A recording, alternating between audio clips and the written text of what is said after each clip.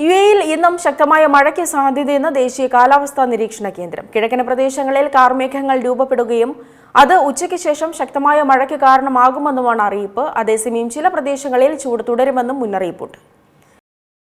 യുഎഇയിൽ ഇന്നും ശക്തമായ മഴയ്ക്ക് സാധ്യതയുണ്ടെന്നാണ് ദേശീയ കാലാവസ്ഥാ നിരീക്ഷണ കേന്ദ്രം അറിയിച്ചിരിക്കുന്നത്. കിഴക്കൻ പ്രദേശങ്ങളിൽ കാർമേഘങ്ങൾ രൂപപ്പെടുകയും അത് ശക്തമായ മഴയ്ക്ക് കാരണമാകുമെന്നും അറിയിപ്പിൽ പറയുന്നു. അതേസമയം ചില പ്രദേശങ്ങളിൽ ചൂട് തുടരുമെന്നും മുന്നറിയിപ്പുണ്ട്.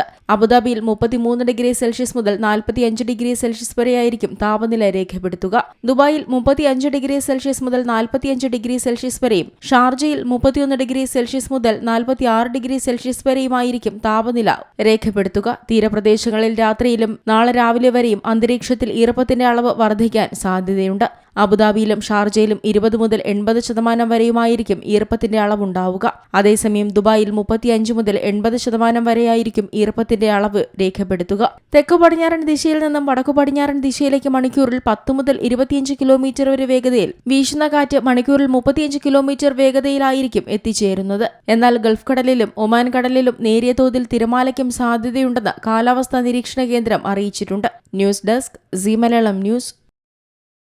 ഏറ്റവും പുതിയ വാർത്തകളും വിശേഷങ്ങളും വിരൽ തുമ്പിലറിയാൻ സീ മലയാളം ന്യൂസ് എല്ലാ ഡിജിറ്റൽ പ്ലാറ്റ്ഫോമുകളിലും ലഭ്യം.